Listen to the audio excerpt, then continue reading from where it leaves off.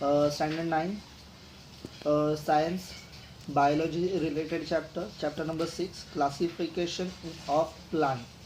तो किस तरह प्लांट में क्लासिफिकेशन होगा।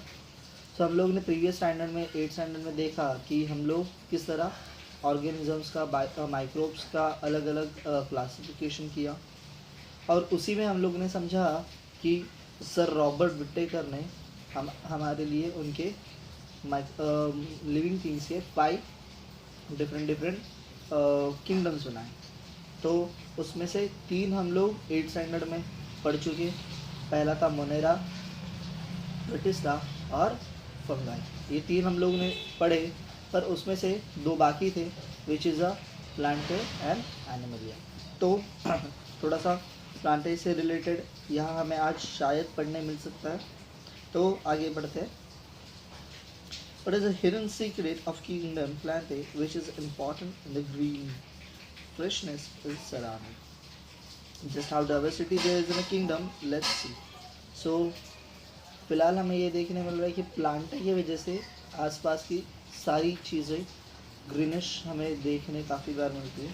सो kingdom Plantae, the group of autotrophic living organism having eukaryotic cells which is walls and the group of plantae।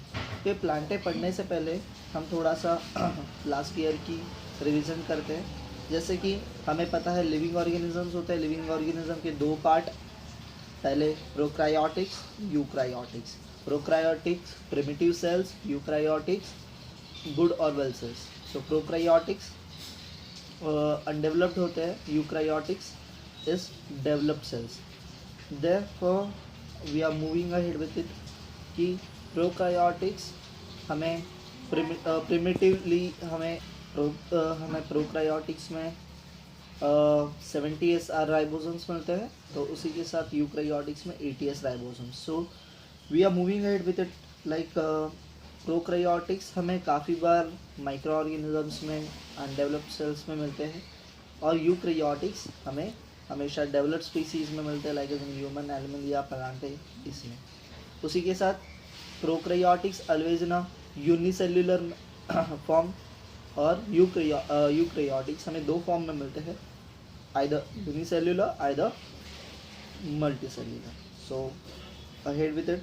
सो इसमें हमें देखने मिल रहा है कि यूनिसेल्युलर में प्रोटिस्टा है, यूक्रायोटिक्स में प्लांटे में हम शायद देख रहे हैं, और आगे जाके मल्टीसेल्युलर में हमें विद अ सेल वॉल वाले प्लांटे मिल रहे हैं, लाइक ऑटोट्रॉपस और हेटेरोट्रॉपस। ऑटोट्रॉपस मतलब जो अपना खाना खुद बना सकते हैं, ऐसे plants we call it autotrophs, and those who are not making their food with the process of photosynthesis we call them a heterotrophs। heterotrophs में शायद काफ़ी बार फंगाई, बैक्टीरिया ऐसी चीज़ें आती है। सो उसी के साथ मल्टीसेल्युलर में विदाउट सेल वॉल्स आते हैं। इसमें विदाउट सेल वॉल में हमें देखने मिलता है कि एनिमलिया। सो आगे बढ़ते हैं प्लांटे में। This is the group of autotrophic living organism having a eukaryotic cells and cell walls of the group plant. Plant have been become a autotrophic, they performing the photosynthesis with the help of a chlorophyll, and the living organism kingdom plant is the main sources of the food of living organism। तो हमें पता है कि किस तरह food बनता है। हम लोग ने 6 या 7 स्टैंडर्ड में ये सारी प्रोसेस को लर्न आउट किया। फोटोसिंथेसिस प्रोसेस कैसे होती है। हर एक प्लांट अपने अंदर क्लोरोप्लास्ट लगता है, क्लोरोफिल रखता है। उसी के साथ वो कार्बन डाइऑक्साइड, वाटर और जो अलग अलग विटामिन है उसको अपने लीव्स में लेके आता है, और with the help of sunlight ये सारी चीज़ें प्रोसेस आउट होती है, और हम इनको फोटोसिंथेसिस प्रोसेस कहते हैं। और ये फोटोसिंथेसिस प्रोसेस इस लीव में हमें क्या बनाती है, हम पेड़ के लिए, एक प्लांट के लिए खाना बनाती है। अभी यही फोटोसिंथेसिस अगर हम देखेंगे तो इसके बाद भी काफ़ी ज़्यादा प्रोसेस है, लाइक अभी यहाँ आपको ये पढ़ने नहीं मिल रही है, बट मे बी अगले कुछ चैप्टर्स में या फिर नेक्स्ट ईयर में मिलेगी। ट्रांसफ्यूशंस, ट्रांसक्रिप्शन, तो कैसे ये खाना एक्सचेंज करते हैं, कैसे प्लांट अपने पूरे प्लांट में अपना लीव से पूरे प्लांट तक खाना बांटते हैं. सो ये डिफरेंट डिफरेंट पार्ट्स है, ये बाद में देखेंगे. सो क्लोरोफिल ये बहुत इंपॉर्टेंट चीज़ है. क्लोरोफिल के बिना खाना नहीं बनेगा, हेटरोट्रॉपिक नहीं बनेंगे प्लांट. और यही एक मेन रीज़न है कि प्लांटिंग किंगडम में क्लोरोफिल होता है. So basic for classification, the presence and absence of organelle. First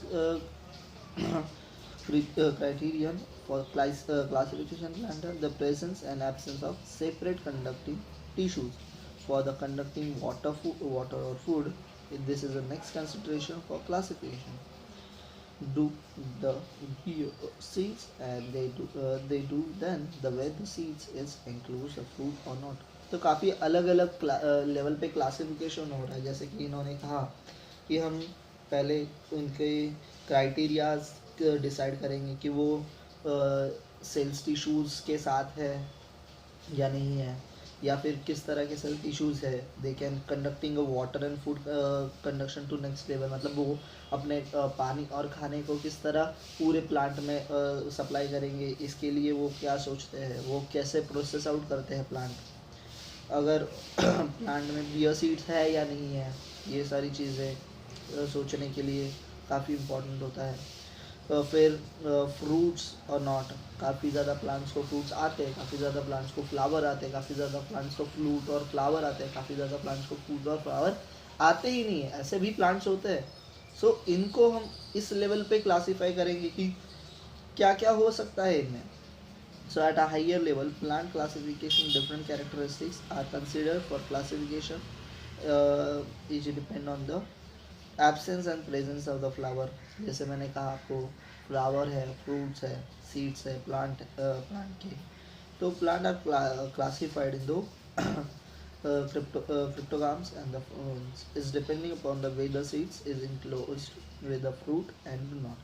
तो काफ़ी बार प्लांट्स में ऐसा ऐसी चीज़ें भी होती है कि पहले फ्रूट के अंदर सीड है, या फिर फ्रूट के बाहर है, या फिर फ्रूट में सीड नहीं है.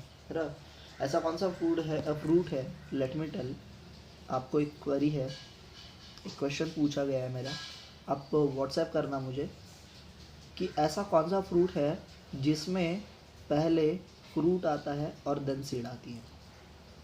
राइट, ऐसे नॉर्मली सारे प्लांट्स में सीड्स पहले आती है ना, फ्रूट के साथ ही सीड आती है और फ्रूट बढ़ते जाता है. बट ऐसा एक है जो काफ़ी टेस्टी होता है और जिसमें पहले फ्रूट आता है और फिर सीड बनती है आगे.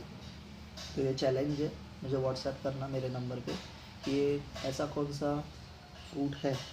सो we are moving ahead at a high level.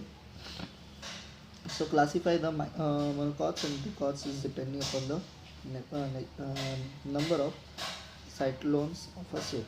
तो इसके सीड्स किस तरह वर्कआउट करते हैं. जैसे कि हम लोग बचपन में एक कहानी सुनी थी कि एनिमल्स क्या करते हैं, इन प्लांट्स को बढ़ाने के लिए काफ़ी ज़्यादा मदद करते हैं. कैसे, तो वो मंकीज़ की हम लोगों ने स्टोरी सुनी थी. वो फ्रूट्स खाते हैं और उसके सीड्स जैसे होते हैं वो ज़मीन में डाल देते हैं, ज़मीन से वापस कुछ सालों बाद एक प्लांट नया आता है. सो ये सारी चीज़ें हैं, नेचर खुद करता है, आपकी हेल्प की ज़रूरत नहीं है. आप तो मतलब ह्यूमन ऐसी एक स्पीसीज़ है, ये प्लांटे को तोड़ती है. काफ़ी कम ऐसे ह्यूमन होते हैं जो क्या करते हैं, हमारे नेचर को सेव करने की कोशिश करते हैं.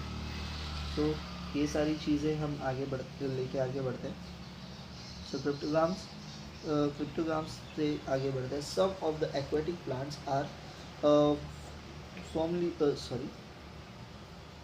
cryptogams search of the pond and greenish water collected some greeny fiber from water, put the fiber dishes in the wash them clean and put the fibers drops on the water in glass slides in the street, put a cover slip slides and microscope. तो हमें कहा है कि एक pond के पास जो greenish water होता है, वो ग्रीनिश वाटर से वो जो ग्रीनिश फाइबर होते हैं वो उठाओ, लेके आओ, वो अच्छे से एक पानी के नीचे धो और वो एक गिलास पे रखो, पैटर्न डिश पे रखो, और फिर उसके अंदर उसको आप माइक्रोस्कोप के नीचे आप रख के देखो तो आपको कुछ एक box types rectangle type shapes कुछ दिखेंगे उसके अंदर। ये सेल वॉल्स दिखेंगे, सेल वॉल्स के अंदर हमें अलग अलग लाइंस दिखेंगे, स्लांटिंग लाइंस वगैरह। और इसके अंदर क्लोरोप्लास्ट होगा जो खाना बनाएगा, उसी के साथ न्यूक्लियस होगा जो इनको सबको संभालेगा, है ना। ये सारी चीज़ें हमें यहाँ दिखेगी। सो पहला हमें इसमें बताया है तो ये जो होते हैं क्रिप्टोग्राम्स, तो ये क्रिप्टोग्राम्स को हम स्पाइरो वगैरह के नाम से जानते हैं। तो पहला डिवीजन इसके बताया, 3 शायद डिवीजन बताया, तो आज 3 डिवीजन पढ़ते हैं, कोशिश करते हैं कि इनको ख़त्म कर पाए आज। तो thallophyta these plants are grow mainly in water. ये हमेशा ही पानी में ही आते हैं। These group of plant which do not have a specific part like root and stem and leave and flower. तो इनको ना तो स्टीम होता है, ना तो लीव्स होते हैं, ना तो फ्लावर्स होते हैं। ये पूरा का पूरा एक प्लांट ही वेवी होता है, एकदम लचीला, ऐसे मूवेबल। ये ऑटोट्रॉपिक होता है। इतना सब कुछ होने के बाद भी ये ऑटोट्रॉपिक होता है। आप सोचोगे कि यार स्टेम नहीं, ये तो खाना कैसे करते होंगे, लीव्स नहीं तो खाना कैसे करते होंगे, फिर भी ये ऑटोट्रॉपिक है due to the presence of chlorophyll. मैंने कहा आपको क्लोरोफिल बहुत इंपॉर्टेंट चीज़ है। क्लोरोफिल के वजह से ये क्या करते हैं, खाना बनाते हैं। It's called algae. Algae show the great diversity. Algae में हम लास्ट ईयर देखे कि एल्गे क्या होता है, और एल्गे में हमें ग्रेट डाइवर्सिटी मतलब बहुत ज़्यादा डिफ्रेंशिएशन मिलता है। They may be a unicellular, might be and multicellular. काफ़ी बार हमें ये यूनिसेल्युलर भी मिलते हैं और काफ़ी बार ये मल्टी सेल्युलर। तो ये काफ़ी बार माइक्रोस्कोपिक भी होते हैं, इतने छोटे होते हैं कि उनके माइक्रोमीटर में साइज़ होती है 10 to 100। और काफ़ी बार ये लार्ज भी होते हैं जो हमें नॉर्मल अपने नेकेड आइज से देख सकते हैं। Example of algae are spiro वगैरह हमें यहाँ बुक में दिए हैं ड्राइंग्स, अल्वा, क्लैरा, स्पाइरो वगैरह। So they are found in the fresh water. तो ये स्पाइरो वगैरह होते हैं, ये हमें फ्रेश वाटर में देखने मिलते हैं। These plants have usually soft fibre body. मैंने जैसे कहा कि बहुत लचीले होते हैं क्योंकि पानी में है, और पानी अपना फेस कब चेंज करे, क्योंकि कभी फास्ट आ गया, बहाव आ गया नदी को, तो इनको टूटना नहीं है, इनको ख़राब नहीं होना है, बराबर, इनको ज़िंदा रहना है, इसीलिए झुकना पड़ता है। सो इसीलिए क्या करते हैं, वो अपनी बॉडी को उसी तरह क्या करते हैं, रेडी करते हैं। जैसे कि हम लोग ने समझा है पहले भी काफ़ी बार कि तूफ़ान में क्या करते हैं, सिर्फ अगर हम लोग घास को पकड़े रखें तो घास बच जाती है, बड़े बड़े पेड़ टूटते हैं क्योंकि वो उसके हिसाब से टर्न नहीं होते। सो इसीलिए इसको भी इस तरह ही बनाया गया है गॉड ने। So various type of fungi is like a yeast. These plant have various type of fungi is like yeast and molds, which do not have a chlorophyll and include the roots। तो हम लोग ने fungi के बारे में सुना है, fungi काफ़ी बार यीस्ट वगैरह में। तो ये फंगाई जो होती है ये हमें पता है कहाँ मिलती है, ये हमें अपने रोटी, ब्रेड, भाकरी या फिर किसी भी चीज़ जो डीके हो रही है उसके ऊपर मिलती है। क्यों? क्योंकि दे आर हेट्रोपिक, वो खाना नहीं बना सकते। और क्यों? क्योंकि उनके पास क्लोरोफिल नहीं है। मैंने जैसे कहा कि सब में क्लोरोफिल हो ये ज़रूरी नहीं है, कई चीज़ों में क्लोरोफिल नहीं भी हो सकता है। सो आगे बढ़ते हैं डिवीजन 2 बायोफिटा पे। बायोफिटा, you may have seen the lush green carpet on the old world and the roads and the rainy seasons, perhaps gently with a small rule observe the under magnifying and lens and the distance। तो हम लोग ने काफ़ी बार देखा कि हम लोग बारिश में जब बाहर आते हैं, बारिश में होता ये क्या है कि जो आउटसाइड वॉल होती है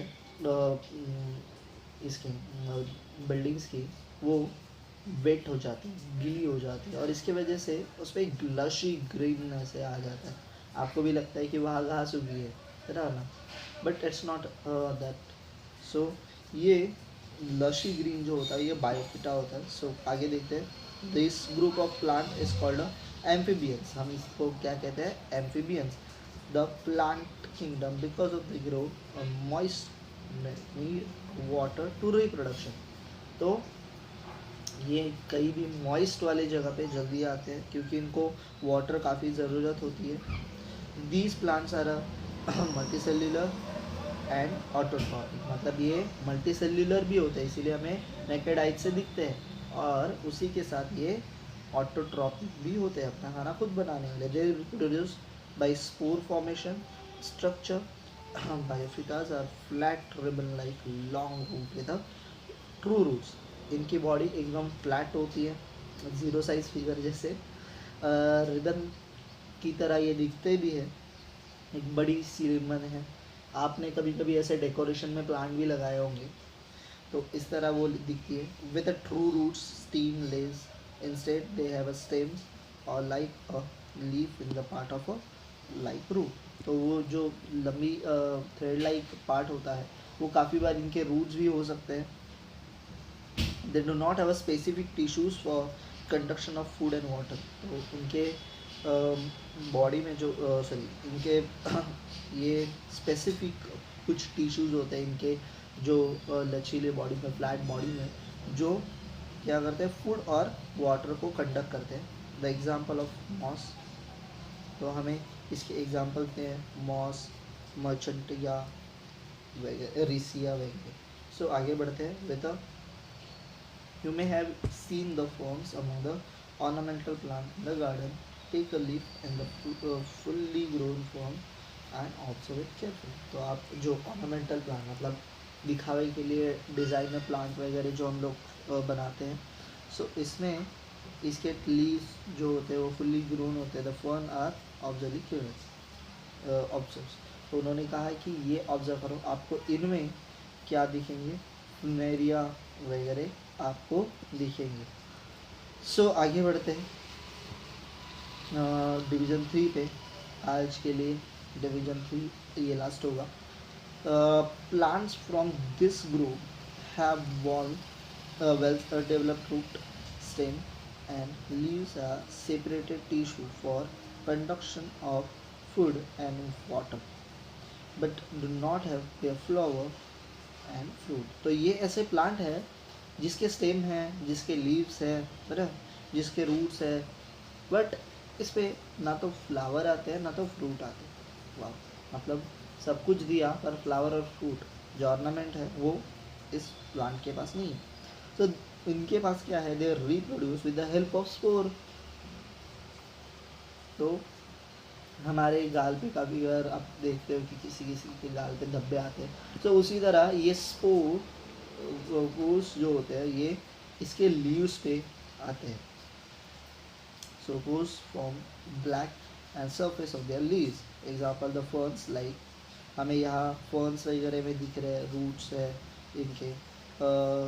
स्पोरिगियन सोइज के लिए फ्लेट पे उसके जो छोटे छोटे स्पोर्स हैं ये क्या करते हैं? इनको रिप्रोड्यूस करने में हेल्प करते हैं. तो ये दो तरीके से रिप्रोड्यूस होते हैं. पहले असेक्सुअली जो स्पोर्स होते हैं उसके फॉर्मेशन की वजह से, और दूसरा है sexually by zygote formation. Zygote formation आपको शायद अगले साल है 10th स्टैंडर्ड में. और जाइगोट फॉर्मेशन की थोड़ी सी बता देता हूँ कि zygote formation is a fertilising formation.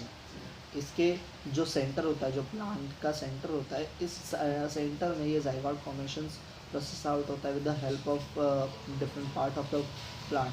और ये जाइगोट फॉर्मेशन की वजह से अपने आप को डेवलप करते हैं, रिप्रोड्यूस करते हैं. सो इसी तरह ये प्लांट्स के हम लोग ने आज 3 डिवीज़न देखे. पहले का नाम था थैलोफिटा, दूसरे का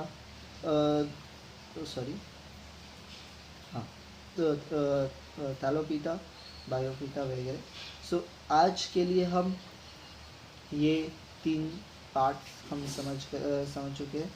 अगली बार इस चैप्टर का अगला पार्ट देखेंगे. That's it for the day. I hope कि आपको कोई क्वेरी ना हो, पर अगर कोई क्वेरी होती है सो 1-2 बार वीडियो देखो. फिर भी नहीं समझ आता है, प्लीज़ मुझे मैसेज में लिखना, व्हाट्सएप पे लिखना. और जो मैंने क्वेश्चन पूछा है आज उसका आंसर मुझे ज़रूर देना। That's it for the day guys, bye bye.